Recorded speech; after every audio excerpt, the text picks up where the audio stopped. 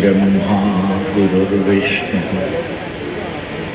गुरुर्देवो महेश्वरः गुरुः साक्षात् परं ब्रह्म तस्मै श्री गुरवे नमः। ओम सदाशिवसमारम्भां शङ्कराचार्यमध्यमाम् अस्मदाचार्यपर्यन्तां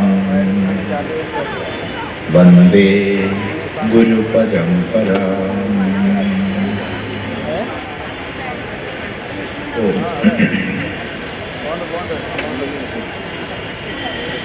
നമ്മൾ ഈ ഒരു കാര്യപരിപാടി 44 മിനിറ്റ് ഇപ്പം തന്നെ വൈകിയിട്ടുണ്ട്. നമ്മുടെ ജീവിതത്തിൽ സമയനിഷ്ഠ മുഖ്യമാണ്. മനുഷ്യ ജീവിതത്തിൽ ഏറ്റവും വില പിടിച്ചത് എന്താണെന്ന് ചോദിച്ചാൽ നിസ്സംശയം പറയാം, സമയമാണ്, സമയത്തിൻ്റെ വിനിയോഗമാണ്. പരമപൂജ്യ ചിന്മയാനന്ദ സ്വാമികൾ അന്ന് രാഷ്ട്രീയ സ്വയംസേവക സംഘത്തിൻ്റെ സർസംഘചാലകിയായിരുന്ന ഗുരുജി ഭാരതത്തിലെ പ്രധാനപ്പെട്ട എല്ലാ മഹാമണ്ഡലേശ്വരന്മാരും 4 ശങ്കരാചാര്യന്മാരും 4 ആമ്നായവും അതുകൂടാതെ കാഞ്ചി കാമകോടി, അങ്ങനെ 5 ശങ്കരാചാര്യന്മാർ എല്ലാവരും ചേർന്ന്, വൈഷ്ണവ സന്യാസിമാർ, ശൈവ താന്ത്രികർ എല്ലാവരും ചേർന്ന് വിശ്വഹിന്ദു പരിഷത്ത് രൂപീകരിച്ചു. വിശ്വഹിന്ദു പരിഷത്തിന്റെ രൂപീകരണ സന്ദർഭത്തിൽ തന്നെ പരിഷത്തിന്റെ പ്രവർത്തനങ്ങൾക്കും സമാജത്തിനും മാർഗദർശനം നൽകുന്നതിനായിക്കൊണ്ട് മാർഗദർശക മണ്ഡലത്തെയും രൂപീകരിച്ചു. എല്ലാ സംസ്ഥാനങ്ങളിലും മാർഗദർശക മണ്ഡലത്തിന്റെ പ്രവർത്തനമുണ്ട്. എന്നാൽ കേരളത്തിൽ അത് വളരെ വ്യതിരിക്തമായ രീതിയിലാണ്. മറ്റ് സംസ്ഥാനങ്ങളിലൊക്കെ ഒരു കൺവീനറും ഒരു പ്രസിഡന്റും മാത്രമേ ഉണ്ടാവുള്ളൂ. അവര് ദേശീയ മാർഗദർശക മണ്ഡലിൽ ചേരും, തീരുമാനങ്ങൾ എടുക്കും.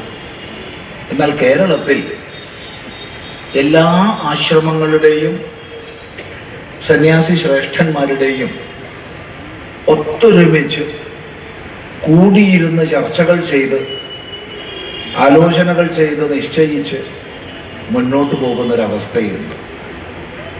ഈ സന്ദർഭത്തിൽ ഈ മാർഗദർശക മണ്ഡലത്തിന് പൂർവകാലത്ത് നേതൃത്വം നൽകിയ പരമപൂജനീയ സത്യാനന്ദ സരസ്വതി സ്വാമികളെയും നിത്യാനന്ദ സരസ്വതി സ്വാമികളെയും വേദാനന്ദ സരസ്വതി സ്വാമികളെയും ഒക്കെ പ്രണമിക്കുകയാണ്.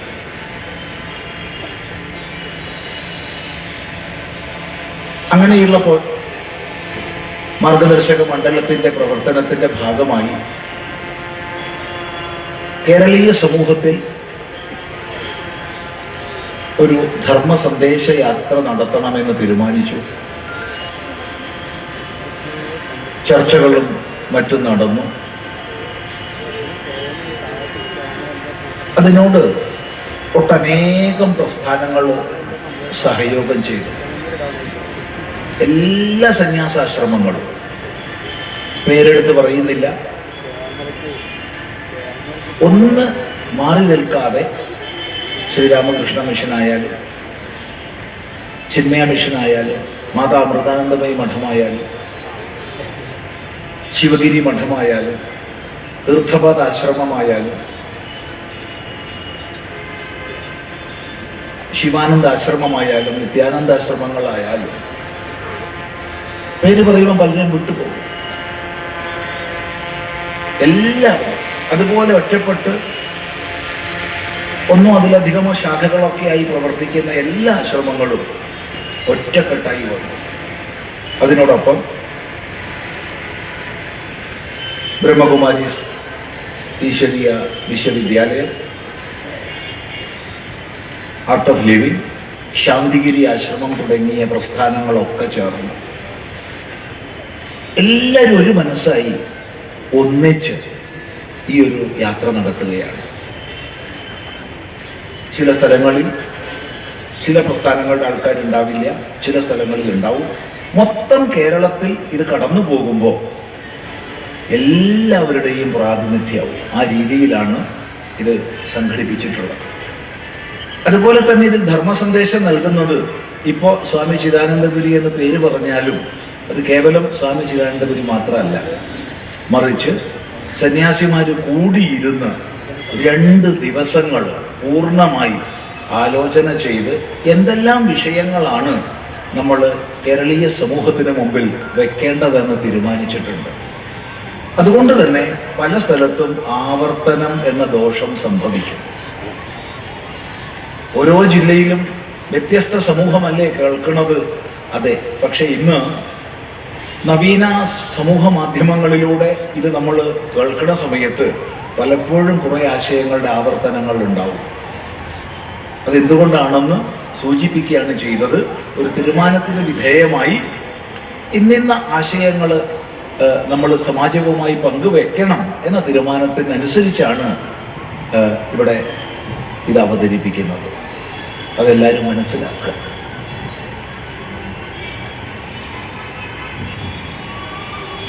ഓരോ പ്രദേശത്തിനും, അത് ജില്ലയായാലും കൊള്ളാം, അതിൻ്റെ ചെറിയ ഘടകങ്ങളായാലും കൊള്ളാം, ഇനി ജില്ലകൾ ചേർന്ന് സംസ്ഥാനമായാലും കൊള്ളാം, സംസ്ഥാനം ചേർന്ന് രാഷ്ട്രമായാലും കൊള്ളാം, ഓരോ പ്രദേശത്തിനും അതിൻ്റെ സവിശേഷതകളും വ്യക്തിത്വങ്ങളും ഉണ്ട്. പാലക്കാടിൻ്റെ പല മഹാപുരുഷന്മാരെയും ഇവിടെ നേരത്തെ സ്മരിക്കുകയുണ്ടായി. അതുകൊണ്ട് അതൊന്നും ആവർത്തിച്ച് സമയം കളയുന്നില്ല.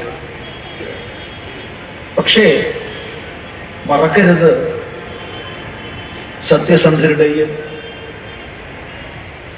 അതുപോലെ വാക്പാലനത്തിലും ഉപാസനയിലും ജീവിതശുദ്ധിയിലും അങ്ങേയറ്റത്തെ മാതൃകാപരമായ നിഷ്ഠ പാലിക്കുന്ന വനങ്ങളെ ആശ്രയിച്ച് കഴിഞ്ഞിരുന്ന ജനങ്ങൾ ഇവിടുത്തെ ആദിമമായ സംസ്കാരത്തിൻ്റെ വാഹകര് വളരെ അധിവസിക്കുന്ന ഒരു ജില്ലയാണിത്. അതുപോലെ മല്ലീശ്വരൻ്റെ പ്രദേശമാണ്. അത് കേവലം അട്ടപ്പാടി മാത്രമല്ല,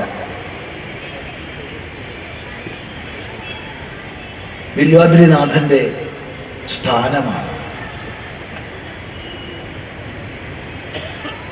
ഒട്ടനവധി കലാരൂപങ്ങളുടെ പ്രഭവമാണ്.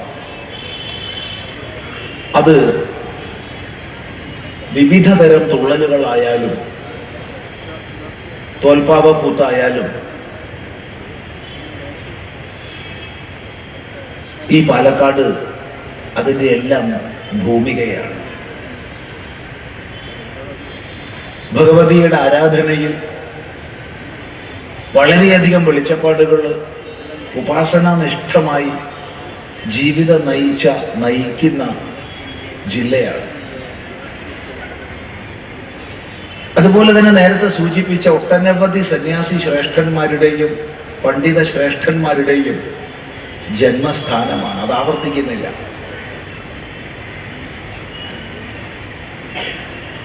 മലയാളിയെ സംബന്ധിച്ച് വേദത്തെയും വൈദിക ഗ്രന്ഥങ്ങളെയും സംസ്കൃത സാഹിത്യത്തെയും ശാങ്കര ഭാഷ്യങ്ങളെയും ഏറ്റവും അധികം പരിചയപ്പെടുത്തിയത് ഈ പാലക്കാട് ജില്ലയാണ്. ആർ.എസ്. വാദ്യാരുടെ പ്രവർത്തനങ്ങളെ ഓർമ്മിച്ചില്ലെങ്കിൽ, അതുപോലെ വാൽമീകി രാമായണത്തിന്, 10 ഉപനിഷത്തുകളുടെയും ശങ്കരഭാഷ്യത്തിന് ഹൃദ്യവും ലളിതവുമായ മലയാള അനുവാദം വന്നത് ഈ പാലക്കാട് ജില്ലയിൽ നിന്നാണ്. അവിടെ നമ്മൾ അനന്തനാരായണയ്യരെ പോലുള്ള മഹാമനീഷികളെ നമസ്കരിച്ചേ മതിയാവും.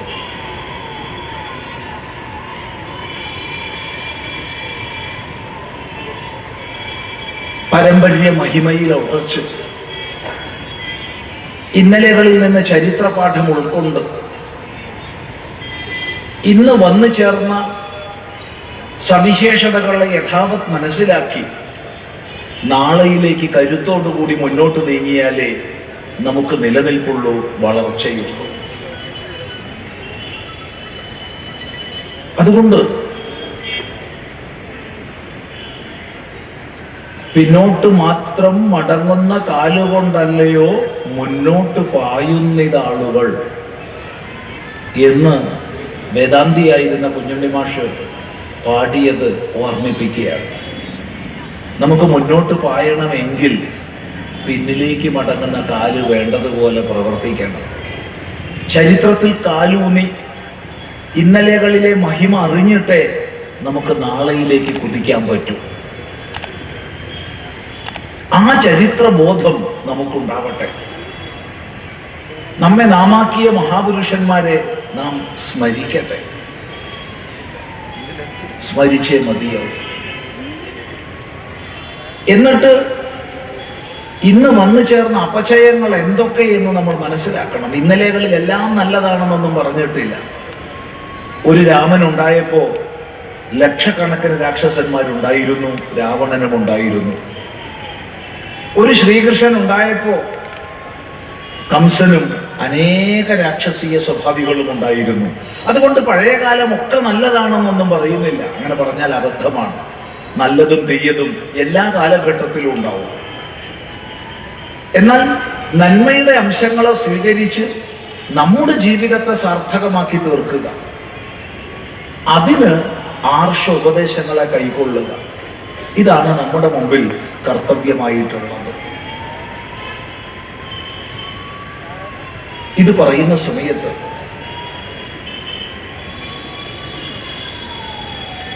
നേരം വൈകിയത് കൊണ്ട് പല സഹോദരിമാരും ദൂരെ നിന്ന് വന്ന അമ്മമാരൊക്കെ പോയിക്കൊണ്ടിരിക്കുന്നുണ്ട്. കാരണം വളരെ ദൂരെ നിന്ന് വന്നവരായിരിക്കും. അതുകൊണ്ട് ദീർഘിപ്പിക്കുന്നത് ഒരു അപരാധമാണെന്ന് കണക്കാക്കുന്നു. എങ്കിലും ചിലത് പറയാതെ നിർത്തിയാൽ അത് തെറ്റാണ്. നമ്മുടെ സമൂഹം ഇന്നത്തെ ഗതിവിഗതികളെ ശരിക്ക് പഠിച്ചാൽ, ഇന്നിപ്പോൾ ഇവിടെ സ്റ്റേജിൽ ഇരിക്കുന്ന സമയത്ത് ഒരു വാർത്ത കാണുകയുണ്ടായി. ഹൈന്ദവ ജനസംഖ്യ 4% കുറയുകയും ഇസ്ലാമിക ജനസംഖ്യ 24.6% കൂടുകയും ചെയ്തിരിക്കുന്നു എന്ന്.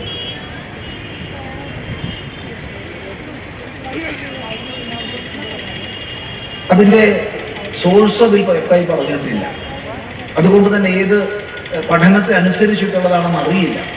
പക്ഷെ അതിൽ ആ വാർത്തയിൽ ഭാരതത്തിൻ്റെ ആഭ്യന്തരമന്ത്രിയുടെ ഫോട്ടോ ഉണ്ട്.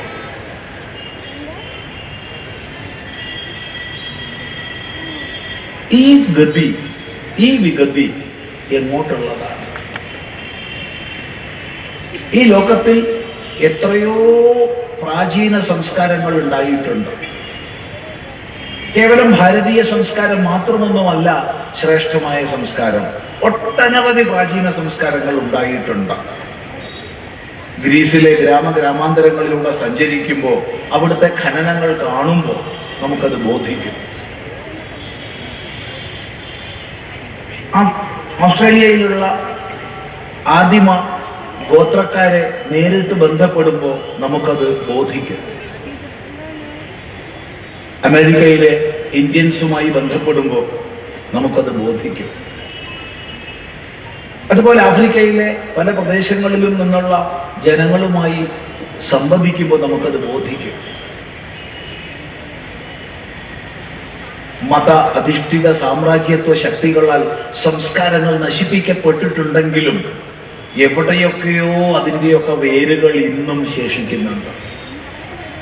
ആ വേരുകളെ ശക്തിപ്പെടുത്താനുള്ള പ്രവർത്തനമാണ് നമ്മൾ ചെയ്യേണ്ടത്. അതിന് ചരിത്രബോധത്തോടു കൂടി നീങ്ങാൻ നമുക്ക് സാധിക്കണം.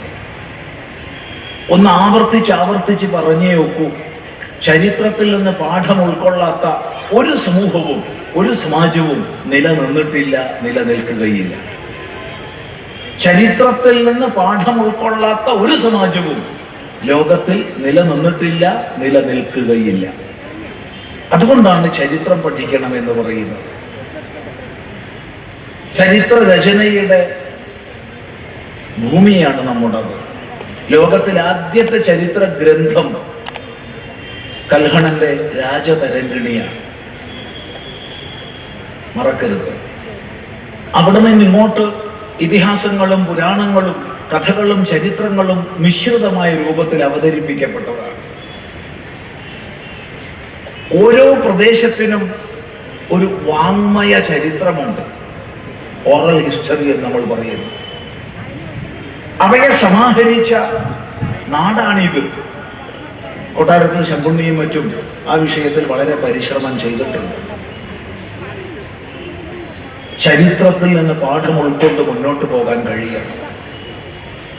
ഇതാണ് ഒന്നാമത് പറയാനുള്ളത്.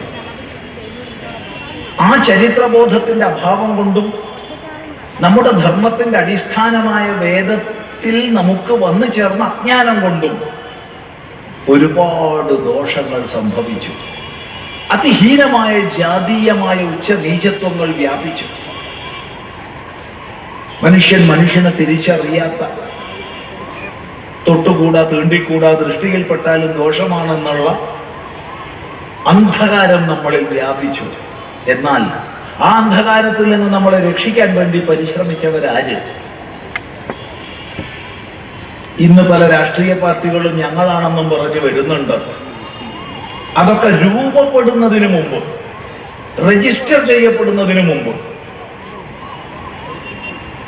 മഹാത്മാക്കളായ വേദജ്ഞന്മാരായ നവോത്ഥാന നായകര് ഈ അന്ധകാരത്തിൽ നിന്ന് നമ്മളെ ഉയർത്താൻ പരിശ്രമിച്ചു. അയ്യ വൈകുണ്ഠസ്വാമിയെ പോലുള്ള, തൈക്കാട്ട് അയ്യാവിനെ പോലുള്ള, ചട്ടമ്പി സ്വാമി തിരുവടികളെ പോലുള്ള, ശ്രീനാരായണ ഗുരുദേവനെ പോലുള്ള, ശുഭാനന്ദ ഗുരുദേവനെ പോലുള്ള, നിർമ്മലാനന്ദ സ്വാമികളെ പോലുള്ള, പണ്ഡിറ്റ് കറുപ്പനെ പോലുള്ള, മന്നത്ത് പത്മനാഭനെ പോലുള്ള, മഹാത്മാ അയ്യങ്കാളിയെ പോലുള്ള, അങ്ങനെ പറഞ്ഞു കഴിഞ്ഞ ബ്രഹ്മാനന്ദ ശിവയോഗിയെ പോലുള്ള, വാഗ്ഭടാനന്ദ ഗുരുവെ പോലുള്ള, ആഗമാനന്ദ സ്വാമികളെ പോലുള്ള ഒരുപാട് ദിവ്യ വിഭൂതികള് വേദജ്ഞന്മാര്, അടിവരയിട്ട് ആവർത്തിക്കുന്നു, വേദജ്ഞന്മാര് പ്രവർത്തിച്ചതിന്റെ ഫലമായിട്ടാണ് കേരളത്തിൽ വ്യാപിച്ച ഇരുട്ട് വകഞ്ഞു മാറ്റാൻ ഒരു പരിധിവരെ നമുക്ക് സാധിച്ചത്. ഇന്ന് നിസ്സംശയം പറയാം, മറ്റു മതങ്ങളിലുള്ള അത്ര ജാതിഭേദം ഹിന്ദുവിലില്ല. ഉറപ്പ്. പലരും പറയുന്നുണ്ടാവും, ഹിന്ദു എന്ന് പറയുമ്പോഴത്തേക്ക് പറയും ജാതിഭേദം. പക്ഷെ ഉറപ്പിച്ച് പറയാം, മറ്റു മതങ്ങളിലുള്ള അത്ര ജാതിഭേദം ഹിന്ദുവിലില്ല. നമ്മളെല്ലാവരും ഒരേ അമ്പലത്തിൽ പോവും, ഒരേ ഭഗവാന്റെ ഒരേ ഭഗവതിയുടെ മുമ്പിൽ കൂപ്പുകൈകളോടുകൂടി നിൽക്കും. വഞ്ചിക്കപ്പെടുന്ന മൂഢരായാൽ പോലും.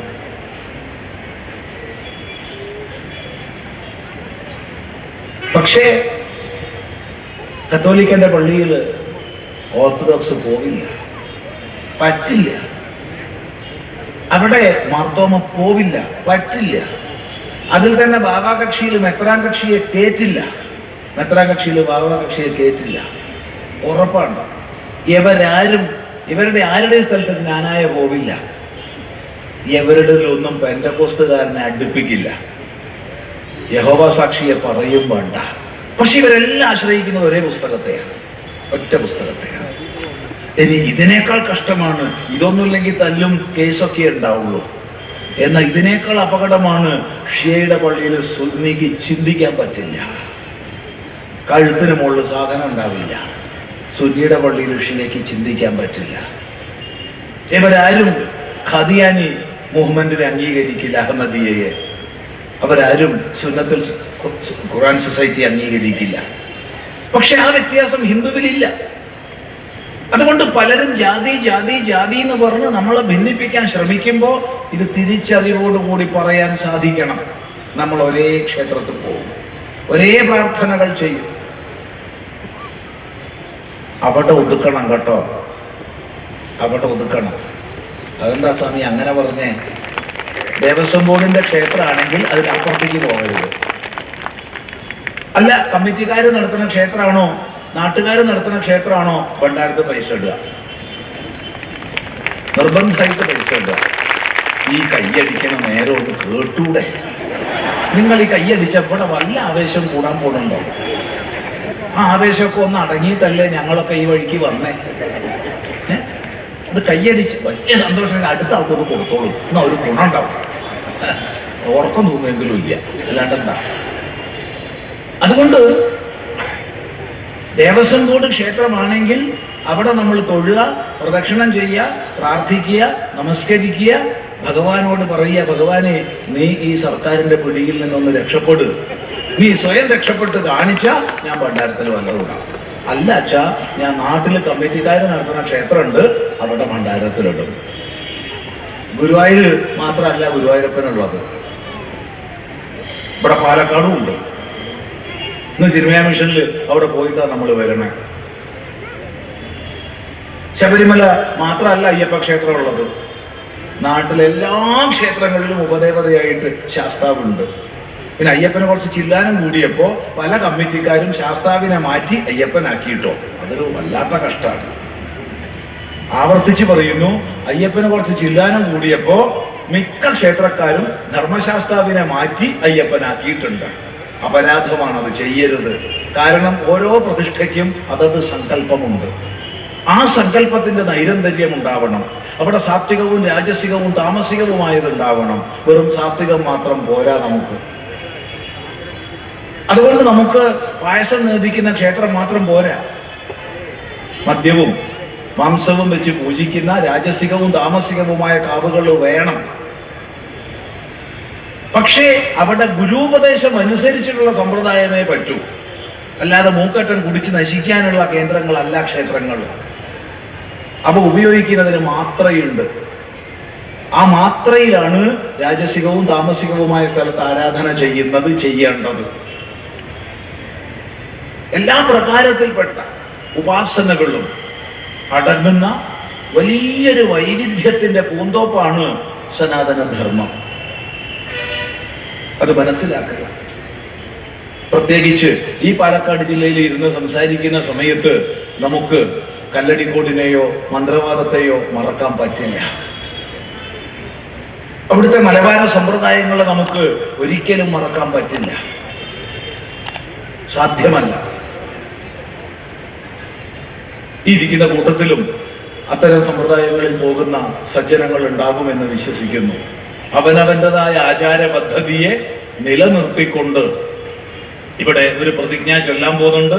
ആ പ്രതിജ്ഞ ശ്രദ്ധിച്ചാൽ മനസ്സിലാവും. അവനവന്റെ ആരാധനാ സമ്പ്രദായങ്ങളെ പരിപാലിച്ചുകൊണ്ട് മുന്നോട്ട് പോകാൻ നമുക്ക് സാധിക്കണം. ലോകത്തിൽ ഒരു ശക്തിക്കും ഭിന്നിപ്പിക്കാൻ കഴിയാത്ത ഏകതയെ വളർത്തിയെടുത്തുകൊണ്ട് നമ്മൾ വ്യത്യസ്ത സമുദായങ്ങളിൽ വസിക്കുന്നവരും അഭിമാനിക്കുന്നവരുമാണോ ആവട്ടെ, വിരോധമില്ല. ഞാൻ നായരോ ഈഴവരോ തീയരോ എഴുത്തച്ഛനോ അല്ലെങ്കിൽ തട്ടാനോ ആശാരിയോ മൂശാരിയോ ആരോ ആവട്ടെ, അയ്യരോ അയ്യങ്കാരോ നമ്പീശനോ മാരാരോ ആരോ മൂത്താനോ ആരോ ആവട്ടെ, നിങ്ങൾ ആരായാലും കൊള്ളാം. പക്ഷെ ഇത് മുഴുവൻ ഉണ്ടാവണമെങ്കിൽ ഹിന്ദു എന്ന അടിത്തറ വേണമെന്ന് ഓർമ്മിക്കുക. ഹിന്ദു ഇല്ലെങ്കിൽ ഇതൊന്നുമില്ല. ഹിന്ദു ഉണ്ടെങ്കിൽ മാത്രമേ ഇതുള്ളൂ. നമ്മൾ ഏതൊരു ഉപാസനാ സമ്പ്രദായത്തിൽ മുന്നോട്ട് പോകുന്നവരായാലും ശാക്തേയമോ ശൈവമോ ഗാണപത്യമോ വൈഷ്ണവമോ എന്തോ ആവട്ടെ, അതെല്ലാം നിലനിൽക്കണമെങ്കിൽ ഹിന്ദു വേണം. ഹിന്ദു എന്ന തൈവേരില്ലെങ്കിൽ ഇതൊന്നുമില്ല. അത് ഓർമ്മിച്ചുകൊണ്ട് ഈ ഹിന്ദുധർമ്മത്തെ ശക്തിപ്പെടുത്തുന്നതിന് നമ്മൾ ദൃഢപ്രതിജ്ഞരാവുക. അതിനെ വിസ്തൃതമായി പറയേണ്ടതുണ്ട്, അങ്ങോട്ട് കടക്കുന്നില്ല. ഏറ്റവും ചുരുക്കി ഇന്ന് ഇവിടെ 4 ഉപാസനകളെ മാത്രമാണ് നമ്മൾ പറയുന്നത്. 4 ഉപാസനകൾ ചെയ്യണം. ഏതാണ് ഈ 4 ഉപാസനകൾ? 4 സകാരങ്ങൾ. 4 സകാരങ്ങൾ. പഞ്ചമകാരങ്ങളൊക്കെ ഉണ്ട്, അതൊക്കെ അവിടെ ഇരിക്കട്ടെ. ആ സമ്പ്രദായത്തിൽ പോണവർ അത് ചെയ്തോളൂ, വിരോധമില്ല. പക്ഷേ 4 സകാരങ്ങൾ ഓരോ വ്യക്തിയും ഉപാസിക്കണം. ഒന്നാമതായിട്ട് സംസ്കാരം. സംസ്കാരം. നമ്മുടെ സംസ്കാരം ഉണ്ടെങ്കിൽ മാത്രമേ നാമുള്ളൂ. നമ്മുടെ സംസ്കാരം ഉണ്ടെങ്കിലേ നമ്മുടെ കുടുംബമുള്ളൂ. നമ്മുടെ സംസ്കാരം ഉണ്ടെങ്കിലേ നമ്മുടെ മക്കളുള്ളൂ. ഇത് ഉപദേശങ്ങളിലൂടെ നൽകേണ്ടതല്ല, മറിച്ച് ആചരണങ്ങളിലൂടെ നമ്മൾ അടുത്ത തലമുറയിലേക്ക് പകർന്നു നൽകേണ്ടതാണ്. ഞാൻ ഓർമ്മിക്കുകയാണ്, അറിയാതെ ഒരു ദിവസം ഒരു ന്യൂസ് പേപ്പർ ചവിട്ടിപ്പോയി. ഉടനെ മുത്തശ്ശി പറഞ്ഞു, മോനെ പാടില്ലേ, സരസ്വതി അക്ഷരം ചവിട്ടാൻ പാടില്ല. അന്ന് മുതൽ ഇന്ന് വരെ, അന്ന് ചിലപ്പോ ഒരു 4 വയസ്സ് 4.5 വയസ്സുള്ള കുട്ടിയായിരിക്കും, പക്ഷെ ആ 4.5 വയസ്സുള്ള കുട്ടിക്ക് കിട്ടിയ ഉപദേശം ഇന്ന് വരെ പാലിക്കാൻ ശ്രമിച്ചിട്ടുണ്ട്. ചിലപ്പോ നിവൃത്തിയില്ലാണ്ട് ചിലപ്പോ ചവിട്ടിപ്പോയി എന്ന് വരും. അമ്പലങ്ങളിലൊക്കെ പ്രദക്ഷിണ വഴിയിലുണ്ടാവും. ലംബോദരന്റെയും ദാക്ഷായണിയമ്മയുടെയും സ്മാരകമായി മക്കള് കൃഷ്ണനും ഗോവിന്ദനും രാമനും കേശവനും കൂടി സമർപ്പിച്ച കല്ല് എന്നും പറഞ്ഞിട്ട് എഴുതി വെച്ചിട്ടുണ്ടാവും. അപ്പൊ ചവിട്ടാണ്ട് പോവാൻ നിവൃത്തിയില്ല. ചാടി ചാടി പോയാൽ പോലും രക്ഷപ്പെടാൻ പറ്റാത്ത രീതിയിലുണ്ടാവും. അതെ, ചില സ്ഥലത്തും അതുകൊണ്ട് കഷ്ടപ്പാട് വരെ ഉണ്ടായിട്ടുണ്ട്. എപ്പോഴും ഓർമ്മിക്കുകയാണ്, ഒരു തണുപ്പ് കാലത്ത് അമേരിക്കയിൽ പോയ സമയത്ത്, അല്ലാണ്ട് അമേരിക്കയിൽ പോകുമ്പോൾ മതിയടി തന്നെയാണ്, പക്ഷെ തണുപ്പ് കാലത്ത് പോകുമ്പോൾ ഷൂസൊക്കെ ഇട്ടിട്ടാ പോവുക. കാരണം ഐസ് നല്ല മൈനസ് ടെമ്പറേച്ചർ ആയിരിക്കും. ഒരു സ്ഥലത്ത് പോയപ്പോൾ ആ താമസിക്കുന്ന വീട്ടിൽ ഉപയോഗിക്കാൻ വേണ്ടിയിട്ട് ഒരു ചെരുപ്പ് വെച്ചു വീട്ടിനകത്ത്. ഞാൻ നോക്കിയപ്പോൾ ആ ചെരുപ്പിൽ ഒരു എഴുത്തുണ്ട്. എന്താ ചെയ്യുക ഭഗവാനെ, ആകെ പ്രശ്നമായി. ഞാൻ അയാളുടെ അടുത്ത് മുമ്പും പലപ്പോഴും പോയിട്ട് ഉള്ള താമസിച്ചൊരു വീടാണ്. അപ്പം അവിടെ കുളിമുറിയിൽ കത്രിക ഉണ്ടെന്ന് എനിക്കറിയാം. അപ്പം ഞാൻ കത്രിക കൊണ്ട് ആ ചെരുപ്പിൻ്റെ ആ എഴുത്തങ്ങോട്ട് 4 ഭാഗവും വെട്ടി മാറ്റി. അത് കഴിഞ്ഞു ഞാനത് ഉപയോഗിക്കാൻ തുടങ്ങിയിട്ടോ. അത് കഴിഞ്ഞ് ആ വീട്ടുകാരന് വലിയൊരു പരിഭ്രമം. അദ്ദേഹം ചോദിച്ചു, സ്വാമിജി വരുന്നതുകൊണ്ട് ഉപയോഗിക്കാൻ വേണ്ടി ഞാൻ പുതിയൊരു ചപ്പൽ വാങ്ങി വെച്ചിരുന്നു, അത് എവിടെ പോയി? എന്നിട്ട് സ്വാമി ഒരു പഴയതാണല്ലോ എടുത്ത് ഉപയോഗിക്കുന്നത്. ഞാൻ പറഞ്ഞു, പഴയതല്ല, നിങ്ങൾ വാങ്ങിയ പുതിയത് തന്നെയാ, ഞാനൊരു വിക്രസ് ഒപ്പിച്ചതാ. കാരണം അക്ഷരം ചവിട്ടാൻ പറ്റില്ല. പക്ഷെ നമ്മൾ ഇന്ന് ടൈൽസ് ഇട്ട് കഴിഞ്ഞാൽ, സിമെന്റ് ഇട്ട് കഴിഞ്ഞാൽ, ന്യൂസ് പേപ്പർ വെച്ചിട്ട് അതിൽ ചവിട്ടാൻ നമുക്കൊരു മടിയില്ല. കാറ് സർവീസ് ചെയ്ത് കൊണ്ടുവന്നു കഴിഞ്ഞാൽ അതിൽ എഴുതിയതിൽ ചവിട്ടാൻ നമുക്ക് മടിയില്ല. എന്തിന് കുളിമുറി നടക്കം വീട്ടിന്റെ വാതിലിൽ വെൽക്കം എഴുതി വെച്ച് അതിന് മുകളിൽ ചവിട്ടാൻ നമുക്ക് മടിയില്ല. 10 പ്രാവശ്യം അക്ഷരം ചവിട്ടിയ അക്ഷരം സരസ്വതിയാണെന്ന സങ്കല്പം നമ്മളിൽ നിന്ന് മാഞ്ഞു പോകും. ഉദാഹരണം പറഞ്ഞെന്ന് മാത്രം. ഇതൊരു ഉദാഹരണം മാത്രമാണ്. ഇതുപോലെയാണ് ഒരു വ്യക്തിയെ ചവിട്ടി പോയാൽ നമ്മൾ തൊട്ട് തലയിൽ വെക്കും. എന്തുകൊണ്ടാ?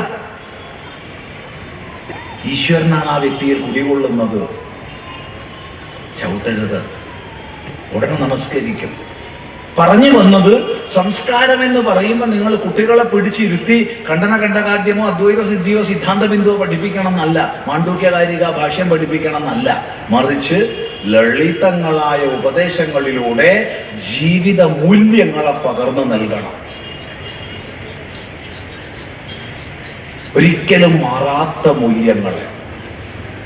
അത് പകർന്നു നൽകാൻ നമുക്ക് സാധിക്കുമോ? ദിവസവും എന്തെങ്കിലും അനുഷ്ഠാനങ്ങൾ, അത് മന്ത്രജപമാണോ, നാമജപമാണോ, ജപധ്യാനങ്ങളാണോ, ക്ഷേത്ര ദർശനമാണോ, അഗ്നിഹോത്രമാണോ, ഇന്നതൊന്നും പറയുന്നില്ല. എന്തെങ്കിലും ഒരു ആചരണം നമ്മുടെ ഗൃഹങ്ങളിൽ ഉണ്ടാവണം. നമ്മുടെ അമ്മയെ, നമ്മുടെ അച്ഛനെ നമ്മൾ പൂജിക്കുന്നത്, ആരാധിക്കുന്നത് നമ്മുടെ മക്കൾ കാണണം. നമ്മൾ സ്നേഹിച്ചാൽ പോരാ, സ്നേഹിക്കുന്നത് അവർ കാണണം. ഇങ്ങനെ തലമുറയിൽ നിന്ന് തലമുറയിലേക്ക് അനുസ്യൂതമായി അഭംഗുരമായി ധർമ്മമൂല്യങ്ങളെ പകർന്നു നൽകാൻ നമുക്ക് സാധിച്ചാൽ നമ്മുടെ സംസ്കാരത്തിന് ഒരു ഹാനിയും വരില്ല. എന്നാൽ അജ്ഞാനം കൊണ്ട് ഇടക്കാലത്ത് കടന്നുകൂടിയ പലതിനെയും നേരത്തെ പറഞ്ഞു തൊട്ടുകൂടാ തീണ്ടിക്കൂടാ തുടങ്ങിയ അതിനെ അകറ്റാൻ നമുക്ക് കഴിയണം. ഒരുപാട് ദുരാചാരങ്ങൾ നമ്മുടെ സമൂഹത്തിൽ വന്നു ചേർന്നിട്ടുണ്ട്. ഈ പാലക്കാട് ഇത്രയും വലിയൊരു ജനാവലിയുടെ മുമ്പ് പറയുമ്പോൾ തല്ലുകൊള്ളാതെ പോവുമെന്ന് എനിക്ക് സംശയമാണ്. കോടിക്കണക്കിന് ഉറുപ്പികയുടെ കരിമരുന്ന് കത്തിച്ചു തീർക്കുന്ന നാടാണിത്. വേലയുടെ പേരിലും പൂരത്തിന്റെ പേരിലും കോടിക്കണക്കിനാണ് നമ്മൾ കത്തിക്കുന്നത്. തൊട്ടടുത്തുള്ള നമ്മുടെ അനുജനോ അനുജത്തിയോ കഷ്ടപ്പെടുമ്പോൾ, നമ്മുടെ മുത്തശ്ശനോ മുത്തശ്ശിയോ മരുന്ന് വാങ്ങാൻ പൈസ ഇല്ലാണ്ടിരിക്കുമ്പോൾ തിരിഞ്ഞു നോക്കാത്ത നമ്മള് കോടിക്കണക്കിന് കത്തിക്കും. ദുരാചാരങ്ങളെ നിർത്തണം. ഇങ്ങനെ നശിപ്പിക്കാൻ നമുക്ക് പണമില്ല എന്ന് ഓർമ്മിക്കണം. അതിലുപരി അന്തരീക്ഷ മലിനീകരണത്തിന് നമുക്ക് അധികാരമില്ലെന്ന് അറിയണം. ഇത് ഉദാഹരണം പറഞ്ഞെന്ന് മാത്രം. ഇതുപോലെ പലതും ഉണ്ട്. ഇന്നതെന്ന് പറയാൻ വയ്യ. ശ്രദ്ധിക്കുക. ഞാന് 1991, 92, 93 കാലഘട്ടത്തിൽ എല്ലാ മാസവും പാലക്കാട് വരുമായിരുന്നു. ഇവിടെ വന്ന് ബസ് ഇറങ്ങി കോട്ടായിലേക്ക് പോകും. കോട്ടായിൽ ക്ലാസ് ഉണ്ടായിരുന്നു. പോന്ന വഴിക്ക് പല സ്ഥലത്തും കാണാറുണ്ട് ഈ വൃക്ഷങ്ങളിൽ കെട്ടിത്തൂക്കിയ ചില സഞ്ചികൾ. ഇതെന്താണെന്ന് അന്വേഷിച്ചപ്പോൾ അറിഞ്ഞു അത് പശുവിന്റെ മറുപിള്ളയാണ്. അങ്ങനെ മറുപിള്ള കെട്ടിത്തൂക്കിയ പാല് കൂടുതൽ ഉണ്ടാവൂത്രേ. ഒരു പ്രദേശത്തിന് മുഴുവൻ മലിനമായി രോഗാണുക്കളെ വ്യാപിപ്പിക്കുന്ന ഇത്തരം ദുരാചാരങ്ങള് വൈദികമല്ല. അത്തരം അശാസ്ത്രീയങ്ങളായവയെ നിർത്താൻ നമുക്ക് സാധിക്കണം. ഇപ്പൊ എന്തായാലും മഹാഭാഗ്യത്തിന് അത് കാണുന്നില്ല. നമ്മൾ തന്നെ എത്രയോ സ്ഥലത്ത് പറഞ്ഞിട്ട് പ്രസംഗിച്ചിട്ട് ചീത്തപ്പേര് കേട്ടിട്ടുണ്ട്. അനുഭവമാണ് പറയണത്. അതുകൊണ്ട് സംസ്കാരം എന്നുള്ളത് പകർന്നു നൽകപ്പെടേണ്ടത്. രണ്ടാമത്തെ സകാരം സമ്പത്ത്. സമ്പത്തിനെ ഉപാസിക്കാൻ നമുക്ക് സാധിക്കണം. നമ്മൾ സമ്പത്തുള്ളവരാകണം. ഏത് വ്യക്തിയാണോ, ഏത് കുടുംബമാണോ, ഏത് സമാജമാണോ സാമ്പത്തികമായി താഴേക്ക് പോകുന്നത് അവര് ചവിട്ടി മതിക്കപ്പെടും മറ്റുള്ളവരാണ്. അതുകൊണ്ട് പണം ഉണ്ടാക്കണം. എന്ത് ചെയ്ത് പണം ഉണ്ടാക്കാൻ പറ്റുമോ അത് ചെയ്ത് പണം ഉണ്ടാക്കണം. ധാർമ്മികമായിട്ട്. അധാർമികമായിട്ട് വയ്യ. കൃഷി ചെയ്യൂ, കച്ചവടങ്ങളെ ചെയ്യൂ, വ്യവസായങ്ങളിൽ ഏർപ്പെടൂ. എന്തെല്ലാം തൊഴിൽ മേഖലകൾ കണ്ടെത്താനുള്ള സാധ്യത ഇന്നുണ്ട്. ഇന്നത്തെ നവീന സാങ്കേതിക വിദ്യയുടെ സാഹചര്യം നമുക്ക് ഒരുപാട് സാധ്യതകളെ തുറന്നിട്ടിരിക്കുന്നു. പരിശ്രമിക്കുക, കണ്ടെത്തുക, പരസ്പരം സഹകരിക്കുക. ഒരാളൊരു പച്ചക്കറി കട തുടങ്ങിയാൽ അതിന്റെ അപ്പുറത്ത് വേറെ പച്ചക്കറി കട തുടങ്ങരുത്. പകരം അവിടെ ഒരു പലചരക്ക് കട തുടങ്ങുക, അതിന്റെ അപ്പുറത്ത് ഒരു സ്റ്റേഷനറി തുടങ്ങുക. ഇങ്ങനെ പരസ്പരം സഹകരിക്കുന്ന രീതിയിലുള്ള, സ്വാമി ഇതൊക്കെ വലിയ ചെലവുള്ള കടയാണെന്ന് പറഞ്ഞാൽ ചെലവില്ലാത്ത പലതും ഉണ്ട്. കരിക്കിന്റെ തുടങ്ങാം, കരിക്ക് കച്ചവടം ചെയ്യാം. ഏത് മേഖലയിലായാലും ഇന്ന് നല്ല വരുമാനമുണ്ട്.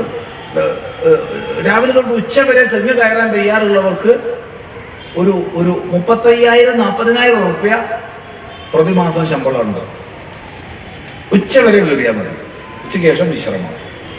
ഏത് തൊഴിലെടുത്താലും നല്ല പ്രതിഫലം കിട്ടുന്ന കാലമാണിന്ന്. കേന്ദ്ര സർക്കാരിന്റെ ഒരുപാട് പദ്ധതികളുണ്ട്. അവയെ സമൂഹത്തെ അറിയിക്കുകയാണ് അറിയുന്നവര്. ഇനി അതല്ലാതെ സ്വയം കണ്ടെത്താൻ കഴിയും. സ്വയം കാലത്തിനനുസരിച്ച് നമ്മൾ ഉയരണം, നവീകരിക്കണം. കാലത്തിനനുസരിച്ച് നമ്മുടെ ബിസിനസ് ആയാലും കച്ചവടമായാലും എന്തായാലും നവീകരിക്കാൻ കഴിഞ്ഞാലേ, കൃഷിയായാലും നവീകരിക്കാൻ കഴിഞ്ഞാലേ നമുക്ക് പിടിച്ചു നിൽക്കാൻ പറ്റും. പണ്ടുള്ളതുപോലെ കാള പൂട്ടി തന്നെ കൃഷി ചെയ്യണമെന്ന് പറഞ്ഞാൽ നടപ്പില്ല. പക്ഷെ കാള പൂട്ടേണ്ടടുത്ത് കാള പൂട്ടണം. കാലത്തിനനുസരിച്ച് മാറ്റങ്ങളെ ഉൾക്കൊള്ളണം. അതുകൊണ്ട് തന്നെ ട്രാക്ടർ വന്ന സമയത്ത് ട്രാക്ടറിന്റെ ഡീസൽ ടാങ്കിൽ മണ്ണെണ്ണയും ഈ ഉപ്പും മണലും ഒഴിച്ച ഒരു നവകേരള സ്രഷ്ടാക്കൾ ഉണ്ടായിരുന്നു. ആ നവകേരളം നമുക്ക് വേണ്ടാന്ന് പ്രതിജ്ഞ ചെയ്യണം. ട്രാക്ടർ വന്നപ്പോൾ ആദ്യം ചെയ്ത പരിപാടി അതിന്റെ ഡീസൽ ടാങ്കിൽ മണ്ണും ഉപ്പും നിറച്ചു. നവകേരള നിർമ്മിതിക്കാർ അവരാണ് ഏത് ബിസിനസ് സ്ഥാപനം തുടങ്ങിയാലും അവിടെ കൊടി വെച്ച് അത് പൊട്ടിക്കുന്നവര്, എവിടെയെങ്കിലും കൃഷിഭൂമി ഉണ്ടെങ്കിൽ അവിടെ കൊടി കുത്തുന്നവര്. ഞാൻ പണിയെടുത്ത നോക്കിയിട്ട് നോക്കുകൂലി വാങ്ങുന്നവര്. എൻ്റെ അടുത്ത് കിട്ടിയിട്ടില്ല, അത് വേറെ കാര്യം. എൻ്റെ അടുത്തും വന്നു. ഞാൻ വലിയ 2 പെട്ടിയില് പുസ്തകമായിട്ട് ഒരു ഓട്ടോറിക്ഷയിൽ നിന്ന് ബസ്സിൽ കയറാൻ പോയപ്പോ പിന്നാലെ 4 പേര് വന്നു. സ്വാമി, ഓ ഞങ്ങളിവിടുത്തെ പോർട്ടർമാരാണ്. സന്തോഷം. നിങ്ങൾ ഇത് കൊണ്ടുപോകാൻ പാടില്ല. ആര് പറഞ്ഞു? ഞങ്ങളാ പറയണത്. ഇതെന്റെ സാധനമാണ്. നിങ്ങൾ കയറ്റുകയാണെങ്കിൽ ഞങ്ങൾക്ക് കൂലി തരണം. തരില്ല. നിങ്ങൾ പണിയെടുത്താൽ നിങ്ങൾക്ക് കൂലി തരും. ഞാൻ എടുക്കണതിന് നിങ്ങൾക്ക് കൂലി തരില്ല. പണി എടുക്കണതിനുള്ളതാണ് കൂലി. തൊഴിലാളിക്കാണ് വേതനം, തൊഴിലാളിക്ക് അല്ലാത്തവനില്ല. കുറെ പറഞ്ഞു, കുറെ നേരം വർത്തമാനം ഉണ്ടായി. അവിടെ ഭയപ്പെട്ട് തല താഴ്ത്തല്ല വേണ്ടത്.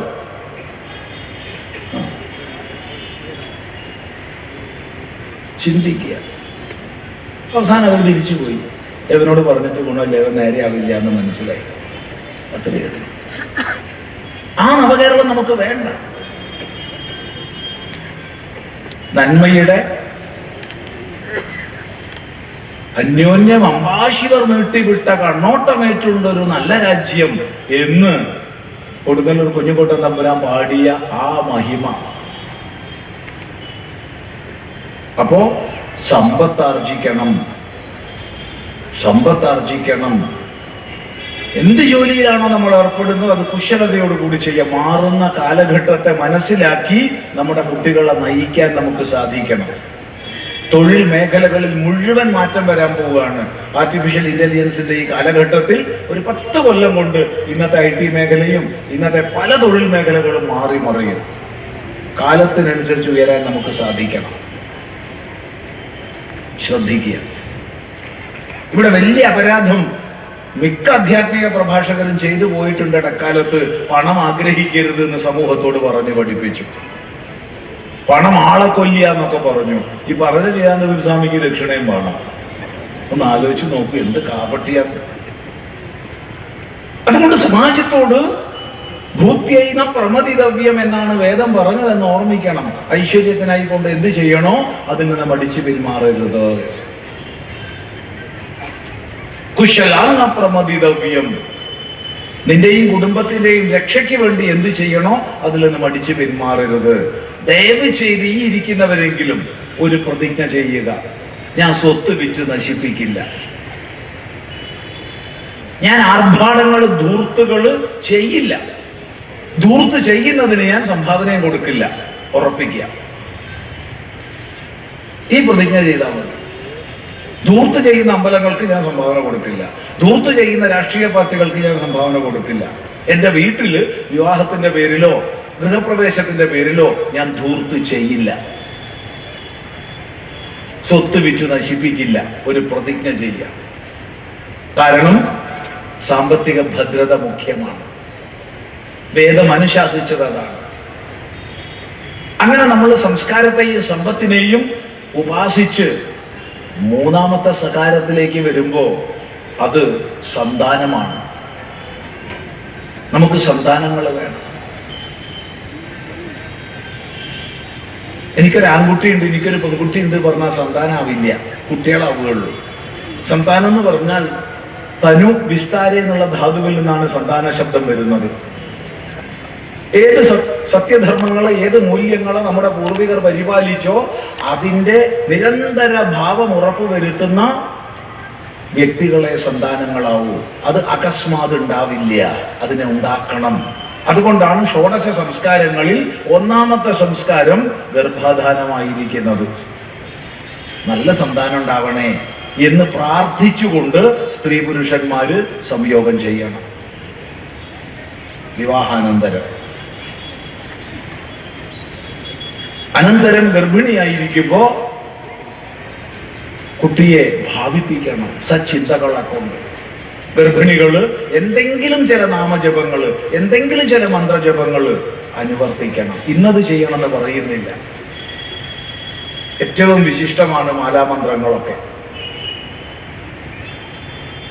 അതുപോലെ 3.5 വയസ്സാവുന്നവരെ ആ കുട്ടിയുടെ മുമ്പിൽ മാതൃകാപരമായ ജീവിതം കാണിക്കണം. അത് ചെയ്യാതെ പിന്നെ സാന്ദീപനി മഹർഷിയുടെ അടുത്ത് പറഞ്ഞയച്ചിട്ട് കാര്യമൊന്നുമില്ല. ഓർമ്മിക്കുക, ആ സമയത്താണ് ഏറ്റവും അധികം ഡാറ്റ കളക്ഷൻ നടക്കുന്നത് കുട്ടികളിൽ. ശ്രദ്ധിക്കുക. അങ്ങനെ നല്ല സന്താനങ്ങൾ നമുക്കുണ്ടാവട്ടെ. സന്താനം ഉണ്ടാവട്ടെ എന്നല്ല പറഞ്ഞത്, സന്താനങ്ങൾ ഉണ്ടാവട്ടെ. ഒരു കുട്ടി പോരാ. ഞാൻ നിങ്ങളുടെ മുമ്പിൽ നിന്നിട്ട് ഇങ്ങനെ സംസാരിക്കുന്നുണ്ട്. സന്യാസത്തിന് അനുവാദം ചോദിച്ചപ്പോ എന്തുകൊണ്ട് അച്ഛനമ്മമാർ തന്നു? ആദ്യം അവർക്ക് വിരോധം ഉണ്ടായിരുന്നു, ആദ്യം അവർക്ക് ദുഃഖം ഉണ്ടായിരുന്നു, ഒക്കെ ഉണ്ടായിരുന്നു. പക്ഷേ പിന്നീട് പൂർണ്ണ മനസ്സോടുകൂടി അനുഗ്രഹിച്ച് അവർ എന്തുകൊണ്ട് പറഞ്ഞയച്ചു? 5 മക്കളുണ്ട്, അതിൽ 5-മനാ, 4 വേറെ വഴിക്കാന്നോ, ഒന്നിങ്ങനെ പോട്ടെ. നേരെ മറിച്ച് ഒറ്റ കുട്ടി ഉണ്ടായിരുന്നുള്ളൂ വെച്ചാൽ നടക്കുമോ? ഇന്ന് നിങ്ങൾ നോക്കിക്കോളൂ, നമ്മുടെ സമൂഹത്തിലേക്ക്, വ്യത്യസ്ത രാഷ്ട്രീയ പാർട്ടികളിലേക്ക് നോക്കിക്കോളൂ. പുതുതായി ജോയിൻ ചെയ്യുന്ന ചെറുപ്പക്കാരിൽ ഹിന്ദുക്കളുടെ എണ്ണം കുറഞ്ഞു വരികയാണ്. എല്ലാ പാർട്ടികളിലും. സാമൂഹിക പ്രവർത്തനത്തിന് ഒരു ബ്ലഡ് ഡോണേഴ്സ് ഫോറം നോക്കിയാൽ മതി, രക്തദാനം ചെയ്യുന്ന വിഭാഗങ്ങൾ നോക്കിയാൽ മതി, ഹിന്ദുക്കളുടെ എണ്ണം കുറഞ്ഞു വരികയാണ്. സേവാ മേഖലകളിൽ നോക്കിയാൽ മതി, ഹിന്ദുക്കളുടെ എണ്ണം കുറഞ്ഞു വരികയാണ്. എന്തുകൊണ്ടാ? ഒറ്റ കാരണമേ ഉള്ളൂ, കുട്ടികളുടെ എണ്ണം ഇല്ല. ഒരു കുട്ടിയേ ഉള്ളൂ. അപ്പൊ ഒരു കുട്ടിയാവുമ്പോൾ സാമാജികമായ തലങ്ങളിലേക്ക് നീക്കാൻ അച്ഛനമ്മമാർ ഒരിക്കലും സമ്മതി ഉണ്ടാവില്ല. അവർക്ക് ഈ കുട്ടി സാമ്പത്തിക ഭദ്രത ഉണ്ടാക്കുന്ന എന്തെങ്കിലും തൊഴിൽ ഏർപ്പെടണം എന്നേ ഉണ്ടാവുള്ളൂ. ഈ ഇരിക്കുന്ന കൂട്ടത്തിലുള്ള രാഷ്ട്രീയക്കാർ സത്യസന്ധമായി പറയുക, ഒറ്റ കുട്ടിയുള്ളൂ വെച്ചാൽ നമ്മളെ കുട്ടിയെ രാഷ്ട്രീയ നേതാവാക്കാൻ നമ്മൾ ഇഷ്ടപ്പെടുവോ? ഇല്ല. റിട്ടയർ ചെയ്തതിന് ശേഷമൊക്കെ പോയിക്കോളൂ പറയും, ഒരു സെക്യൂരിറ്റി, സോഷ്യൽ സെക്യൂരിറ്റി ആയതിനു ശേഷം. അതുകൊണ്ട് പറയട്ടെ, കുട്ടിയല്ല, കുട്ടികൾ വേണം.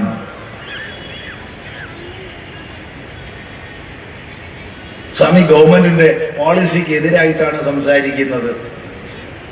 കുറ്റാരോപണം, മറുപടി, ഈ ഗവൺമെന്റിന്റെ പോളിസിയൊക്കെ പാലിക്കാൻ ഒരു സമൂഹം മാത്രം മതിയോ? മറ്റിടത്ത് ആവറേജ് 6, ഇവിടെ ആവറേജ് 1 എന്ന് പറയുമ്പോൾ 2 പേർക്ക് 6 ആവുമ്പോൾ 3 ഇരട്ടിയായി, 2 പേർക്ക് 1 ആവുമ്പോൾ 4 പകുതിയായി. അത് ശരിയുണ്ടോ? ഇവിടുന്ന് ആ തൂണിലേക്കുള്ള ദൂരവും ആ തൂണിൽ നിങ്ങോട്ടുള്ള ദൂരവും ഒന്നല്ലേ? ഭഗവാൻ കൃഷ്ണൻ നമ്മളെ പഠിപ്പിച്ചത് യഥാമാം പ്രപദ്യന്തെ താം തഥൈവ ഭജാമ്യഹം എന്നല്ലേ? അതുകൊണ്ട് നിയമം പാലിക്കുകയാണെങ്കിൽ എല്ലാവരും പാലിക്കണം, അല്ലെങ്കിൽ പാലിക്കരുത്. ഇത് പറയുമ്പോൾ വളരെ ശ്രദ്ധേയമായ ഒരാശയം പറയട്ടെ. എവിടെ ചെന്ന് കഴിഞ്ഞാലും നമ്മളൊക്കെ പ്രഭാഷണങ്ങൾക്ക് പോകുമ്പോൾ സംശയ നിവാരണ സമയത്ത് പൊതുവെ വരുന്നൊരു ഒരു ചോദ്യമുണ്ട്, സ്വാമി കല്യാണം കഴിക്കാൻ പെൺകുട്ടികളെ കിട്ടണില്ല. ഞാൻ അത്ഭുതപ്പെടും. കാരണം കേരളത്തിലെ ജനസംഖ്യയിൽ 1000 പുരുഷന് 1080 സ്ത്രീയുണ്ട്. അപ്പൊ ശരിക്കും പറഞ്ഞാൽ 80 സ്ത്രീകൾക്ക് ആണിനെ കിട്ടണില്ല പറഞ്ഞാൽ മനസ്സിലാക്കാം. തിരിച്ചെങ്ങനെയാ പറയുക? അപ്പോ ശ്രദ്ധിക്കുക, നല്ല ചിന്താനം ഉണ്ടാക്കുക, നല്ല വ്യായാമം ചെയ്ത് ആരോഗ്യം ഉണ്ടാക്കുക, നല്ല ചിന്താനം ഉണ്ടാക്കുക, നല്ല പഠിച്ച് വിദ്യാഭ്യാസപരമായി മുന്നോട്ട് പോവുക. ജീവിതത്തിൽ എന്തെങ്കിലും ഒരു ഉപാസന ദിവസവും ചെയ്യാം. നാളെ കിട്ടുന്നില്ല എന്ന് പറയേണ്ടി വരില്ല. സ്വാമി ഒരുപാട് ആൾക്കാർ എൻ്റെ കൂടെ വരണോ എന്നുള്ള സ്ഥിതി വരുന്നത് ഒരു സംശയമില്ല. അതൊന്നുമില്ലാണ്ട് ആരോഗ്യവും ഇല്ല, പഠിപ്പും ഇല്ല, എന്താ ചെയ്യുന്നത്? ഇങ്ങനെ ഇതൊക്കെ മുടക്കം നടക്കുകയാണ്. കിട്ടുന്ന പൈസ മുഴുവൻ മൊബൈൽ ചാർജ് ചെയ്ത് തീർക്കുകയാണെന്ന് പറഞ്ഞാൽ പിന്നെ എങ്ങനെയാ കാര്യം നടക്കുക? അതുകൊണ്ട് കരുത്തുറ്റ സമ്പന്നമായ സമൂഹമായി തീരണം. പിന്നെ മറ്റൊന്ന്, ഈ ജ്യോതിഷം ശാസ്ത്രമാണ്, വേദാന്തമാണ്. പക്ഷേ അന്ധമായി ജ്യോതിഷികളിൽ വിശ്വസിക്കാൻ പോണ്ട. ഗുരുനാഥന്റെ അടുത്ത് പഠിച്ച് അനുഷ്ഠാനപൂർവ്വം പഠിച്ച ജ്യോതിഷികളുണ്ട്, അവരെ സമീപിച്ചോളൂ. അവരൊരിക്കലും വഴി പഴപ്പിക്കില്ല. അല്ലാതെ ബോർഡ് വെച്ചിരിക്കണം എല്ലാവരുടെ അടുത്തും പോയി കഴിഞ്ഞാൽ ശുദ്ധ ജാതകാണ്, അശുദ്ധ ജാതകാണ്, ആ ദോഷാണ്, ഈ ദോഷാണെന്ന് പറഞ്ഞ് നമ്മളൊരു വഴിക്കാക്കും. അവസാനം പിന്നെ 46 വയസ്സായ സുന്ദരിക്ക് 48 വയസ്സായ സുന്ദരിക്ക് വിവാഹാലോചനയും കൊണ്ട് മാട്രിമോണിയൽ പേജുമായിട്ട് നടക്കേണ്ടി വരും. കഷ്ടകാലത്തിന് കല്യാണം കഴിഞ്ഞാൽ ഒട്ട് കുട്ടികൾ ഉണ്ടാവുകയില്ല. കാരണം അന്ധശക്തിയും കഴിഞ്ഞു, ബീജശക്തിയും കഴിഞ്ഞു, ഇനി ഇൻഫെർട്ടിലിറ്റി ക്ലിനിക്ക് ശരണം. അതുകൊണ്ട് ചെറുപ്പത്തിൽ അണ്ടശക്തിയും ബീജശക്തിയും ഉള്ളപ്പോൾ കല്യാണം കഴിക്കണം. എല്ലാരും ശ്രദ്ധിക്കുക. ഇല്ലെങ്കിൽ വെൽക്കം ഞങ്ങളെ ഗ്രൂപ്പിലേക്ക്. ഞങ്ങൾക്ക് ഒരുപാട് പേരെ ആവശ്യമുണ്ട്. ഒന്നുകിൽ കല്യാണം കഴിച്ച് നല്ല കുട്ടികൾ ഉണ്ടാക്കുക, ഇല്ലെങ്കിൽ സന്യാസിയാവുക. ദ്വിവിധോഹി വേദോക്തോ ധർമ്മ പ്രവൃത്തി ലക്ഷണോ നിവൃത്തി ലക്ഷണശ്ച ന ത്രിവിധ. 3 വിധമായ വേദോക്തമായ ധർമ്മം ഇല്ല. വൈദിക ധർമ്മം 2 ഉള്ളൂ. 1 ഗൃഹസ്ഥ മാർഗം, 2 സന്യാസ മാർഗം. 2 ആവാം, 2 നല്ലതാണ്. ഗൃഹസ്ഥനാവുക നല്ല ഗൃഹസ്ഥനാവുക, സന്യാസിയാവുക നല്ല സന്യാസിയാവുക. 2 നല്ലതാണ്. 2 കെട്ടാവരുത്. അത് പ്രത്യേകം ശ്രദ്ധിക്കുക. വടക്കൻ കേരളത്തിൽ ഒരു ചൊല്ലുണ്ട്, നത്തുമല്ല പൂമനുമല്ല, അതുപോലെ ആവരുത്. അതുകൊണ്ട് സന്താനം. അപ്പോ സമ്പത്ത്, സംസ്കാരം, സന്താനം, സംഘടന മുഖ്യമാണ്. സംഘടനാ ബോധമില്ലാതെ നമുക്ക് ഉയരാൻ സാധിക്കില്ല, നിലനിൽക്കാൻ സാധിക്കില്ല. അതുകൊണ്ട് നേരത്തെ പറഞ്ഞു, നിങ്ങൾ ഏത് സമുദായത്തിൽ അഭിമാനിക്കുന്നവരാണോ, നിങ്ങൾ ഏത് പ്രസ്ഥാനത്തിൽ പ്രവർത്തിക്കുന്നവരാണോ ആയിക്കോളൂ, അതിനു വേണ്ടി പ്രവർത്തിക്കൂ. പക്ഷേ ഹിന്ദു എന്ന ഏകതാബോധവും അതിനനുസൃതമായ സംഘടനാ സ്വഭാവവും നമുക്കുണ്ടായിരിക്കണം. നമ്മൾ ജീവിക്കുന്നത് ഒരു ജനാധിപത്യ രാജ്യത്തിലാണ്. രാഷ്ട്രശബ്ദം ഉപയോഗിച്ചിട്ടില്ല, രാജ്യം എന്ന ശബ്ദമാണ് ഉപയോഗിച്ചത്. ഇവിടെ ഭരണം നടക്കുന്നത് വോട്ടിന്റെ അടിസ്ഥാനത്തിലാണ്. ഹിന്ദു വോട്ട് ബാങ്ക് ആവാൻ നമുക്ക് സാധിക്കണം. ഹിന്ദുവിന്റെ താല്പര്യത്തിന് വിരുദ്ധമായി നിൽക്കുന്നവർക്ക് വോട്ട് ഇല്ലെന്ന് പറയാൻ സാധിക്കണം. ഇന്നത്തെ മഹാത്ഭുതകരമായ കേരളം, ചെമ്പിനെ സ്വർണമാക്കുന്ന, സ്വർണത്തെ ചെമ്പാക്കുന്ന കേരളം. പണ്ട് ചില ബിരിയാണി ചെമ്പിനെ കുറിച്ചൊക്കെ കേട്ടിരുന്നു, എന്തായി എന്നൊക്കെ ആര് കണ്ടു അറിയില്ല. അങ്ങനെയുള്ള കേരളം, ഹിന്ദുവിനെ അപമാനിക്കുന്ന കേരളം. 2018 ശബരിമലയില് എത്രമാത്രം നമ്മുടെ സമാജ ചേതന നൊമ്പരപ്പെട്ടെന്ന് നമുക്കറിയാം. അത് അവസാനിച്ചതോ ആരംഭിച്ചതോ അല്ല, അതൊരു നൈരന്തര്യമായിരുന്നു. അതിന്നും തുടരുകയാണ് പല രൂപങ്ങളിലും ഭാവങ്ങളിലും. പക്ഷേ ഹൈന്ദവ ചേതന ഉണർന്നു എന്ന് കണ്ടപ്പോ ഇപ്പൊ ഭക്തസമ്മേളനങ്ങൾ നടത്തേണ്ട അവസ്ഥയിലും എത്തി. അവൻ ചിന്തിക്കുക. അതുകൊണ്ട് സാമാജിക ബോധത്തോടു കൂടി ഹിന്ദു താത്പര്യത്തെ രക്ഷിക്കുന്നവർക്കേ എന്റെ വോട്ടുള്ളൂ എന്ന് പറയാൻ സാധിക്കണം. ക്രിസ്ത്യാനികൾ പറയുന്നുണ്ട്, മുസ്ലിങ്ങൾ പറയുന്നുണ്ട്. അത്തരം ആഹ്വാനങ്ങൾ ഇലക്ഷന്റെ മുമ്പ് വരുന്നുണ്ട്.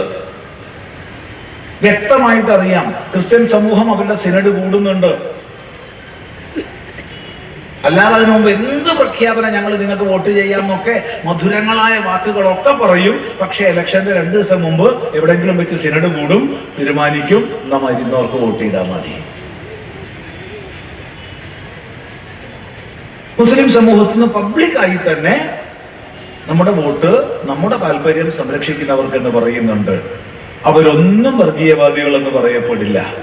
പക്ഷെ ഹിന്ദു ഈ കാര്യം സൂചിപ്പിച്ച ഞാനോ മറ്റോ വർഗീയവാദി എന്ന് പറയപ്പെടുവോ എന്ന് പേടിയാണ്. നിങ്ങൾ എന്ത് വാദി എന്ന് പറഞ്ഞാലും വിരോധമില്ല. നമ്മൾ ഉള്ളവന്റെ വർഗവും ഇല്ലാത്തവന്റെ വർഗവും ഒന്നും വേർതിരിച്ച് പറയുന്നില്ല. മനുഷ്യ സമൂഹത്തെ ഒന്നായി കണ്ട് സകല മനുഷ്യർക്കും സുഖവും ശാന്തിയും ഉണ്ടാവട്ടെ എന്ന് പഠിപ്പിച്ച ഒരു പൈതൃകത്തിന്റെ പിന്മുറക്കാരാണ്.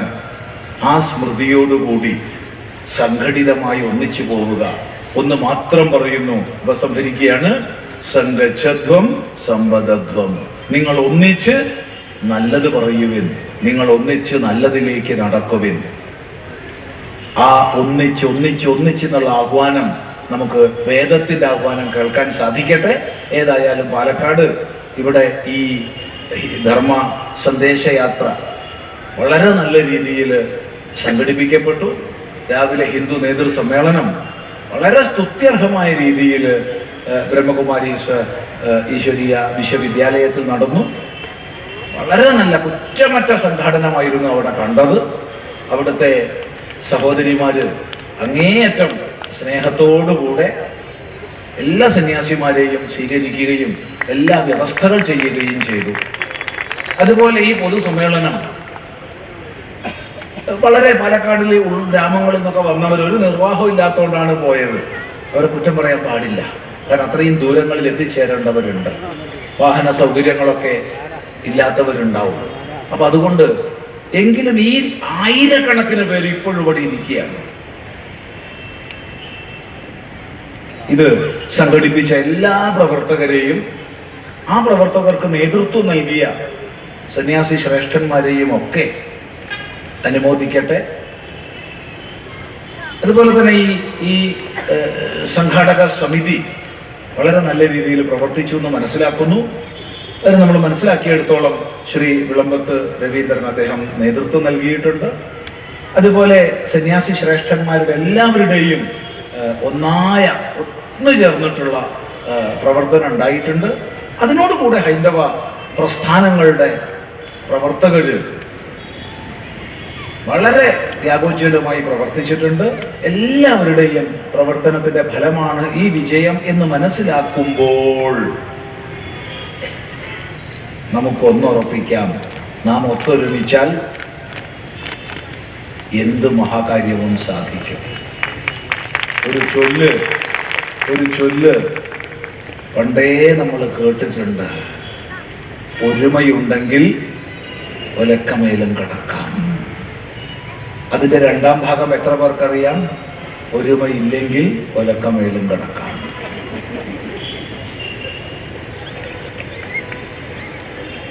ഏതാ വേണ്ടതെന്ന് തീരുമാനിക്കുക. ഒന്നുകൂടി പറയാം, ഒരുമയുണ്ടെങ്കിൽ ഒലക്കമേലും കിടക്കാം, ഒരുമയില്ലെങ്കിൽ ഒലക്കമേലും കിടക്കാം. ഏതാ വേണ്ടത്? ഒലക്കന്റെ മുകളിൽ നമുക്ക് ഒന്നിച്ചു കിടക്കണോ, അല്ല നമ്മുടെ മേലിൽ കണ്ടോന്റെ ഒലക്ക വീഴണോ? ഏതാ വേണ്ടത്? തീരുമാനം നിങ്ങൾക്ക് വിട്ടുതരുന്നു. ഞങ്ങൾ എന്തായാലും പിണ്ടം വെച്ചവരാണ്. ഞങ്ങളെല്ലാവരും പിണ്ടം വെച്ചവരാണ്. അതുകൊണ്ട് ഈ ആലോചന നിങ്ങൾക്ക് വിട്ടുതരുന്നു. വളരെ വളരെ സന്തോഷം.